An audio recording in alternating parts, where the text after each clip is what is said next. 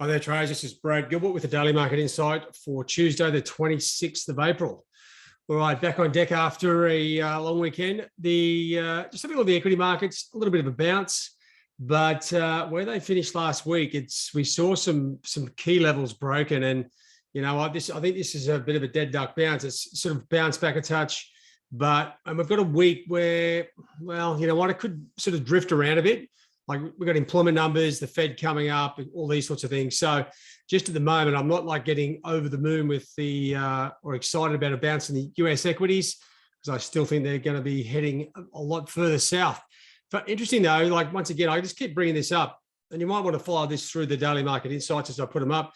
The cryptos pretty much going with the equity markets at this point, really sort of building a solid foundation there. Now, as far as what's going on here right at the moment, well, you got US equities bounced, and that gives us a risk-on situation.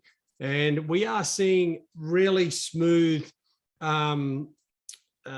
indicators, okay, for the currencies, right? This is like going back to sort of like a nice normal market where the equities are sort of going one way to the other, risk on. Okay, Euro, Sterling, Aussie, Kiwi rallies, the dollar falls, and vice versa. So right at the moment, it's pretty easy pickings, right? So just keep an eye on that as we go through. But it's undeniable the US dollar trend is up. We're seeing a bit of a bounce here in the equity markets here in the Asian session. I tell you what, that's still a massive bloodbath as far as the charts go. If I just give you a look here, the dollar index, as you'd expect, it's almost at 2-year highs. I think it was sort of saying on the reviews there. The just coming down here, euro, well, 2-year lows, I think, for euro around 107. And this theme of well, you got sort of, like I was going to say, on the currencies, you got euro, sterling, Aussie, Kiwi. I'll show you that in a second, where they're all sort of under pressure. You'd have to think that's the case because we got the Fed coming up next week. Another round of big data. If all the data next month is super strong again, well, we've got to start to see the Fed's wheels really kicking into gear. Gold really getting hammered. It's broken down through a couple of key support levels here. And here's the sort of crushing moves here on the equity markets, NASDAQ and S&P. Broken down, looks like there's triggered stops, enough to get the stops triggered, and they've sort of slowly bounced back. Same with Bitcoin at this point. And here's that massive move on the commodities. No wonder the Aussie and Kiwi are hugely under pressure. Oil sort of coming down with those commodities as well. So we've got clear trending markets, right? We've been wanting this for some time. It's now we've got it. You've got to sort of start to work out where you're getting in, right? So just on the dollar pairs again, you got dollar, the index going up, dollar Swiss. Dollar yen, I've sort of opened this up a bit. It's come so far, but it is sort of drifting sideways at the moment. But the trend is undeniably up. Dollar CAD, with that oil falling as well, a strong dollar. It's up there in the boondocks. And then you've got euro, sterling, Aussie, and Kiwi all breaking down.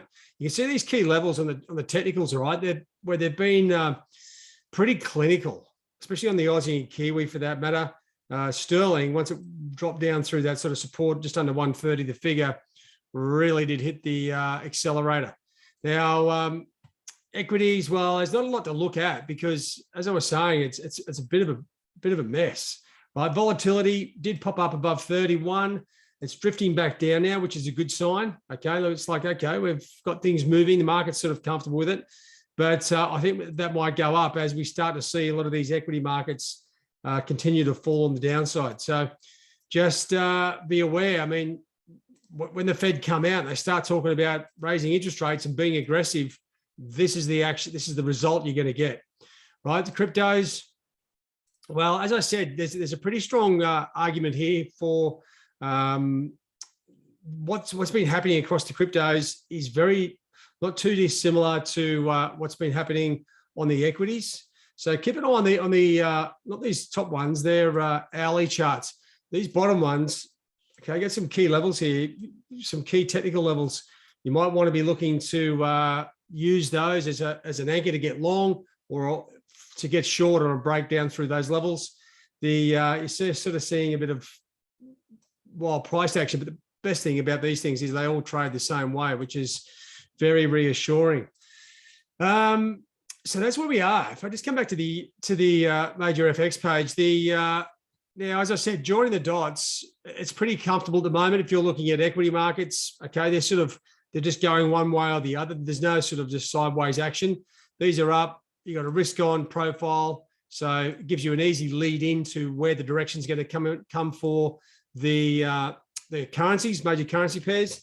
Commodities, as I said, a bit of a bounce from those savage move to the downside. And that's exactly where we are at the moment. So now looking at the key data, we've got US durable goods out. Now we are in the last week of the month, right? One of the key things here, if I just bring up trading economics, find this a little bit easier to follow.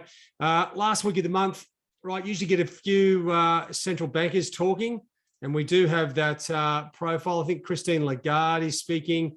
There she is there. Bank of England Governor Bailey speaking. Get the BOJ rate decision. No, nothing expected there, of course.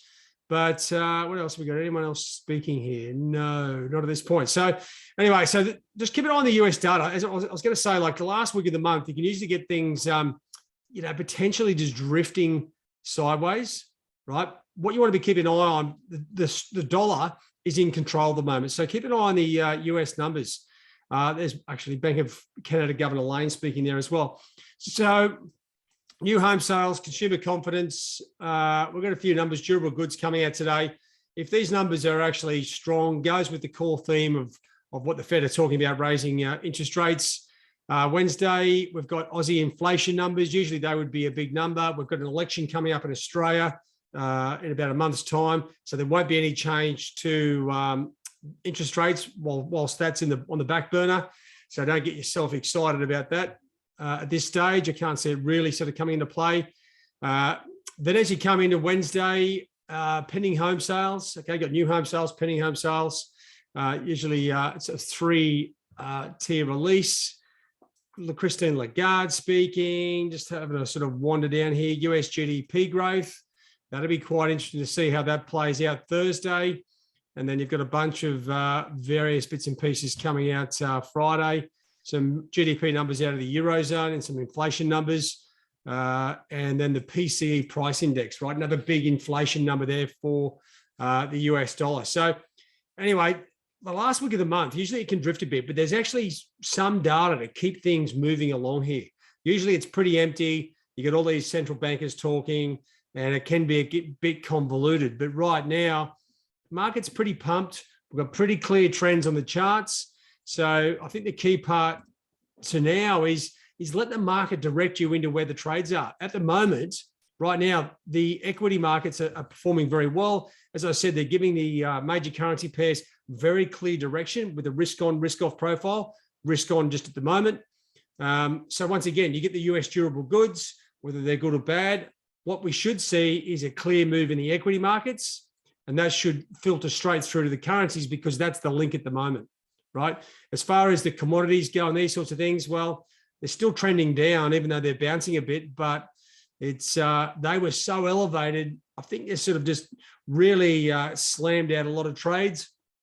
We might see some sideways trading from here. And the other sort of major news about commodities is as well, there's all this talk about, I'll just change it back to the major page, the China, right? There's sort of increased lockdowns. It doesn't get much airtime, right? So the whole situation with China locking down with the pandemic and all this sort of stuff, is that going to slow down global growth? Well, it's not doing much for it just at the moment. And it's not one of those things that instantly stops, right? It takes 3, 4, 5, 6 months for that really to hit the skids. So it's only early doors. I can't see the Chinese situation really impacting too much at the moment. So, but it's something to keep in the back burner, right? So, right now, it's looking at the key sort of numbers. It's plain sailing and clear skies. Keep an eye out for those durable goods numbers out of the US, consumer confidence, and new home sales. That's where I'll be looking anyway. All right, guys, have a good one. All the best. Cheerio.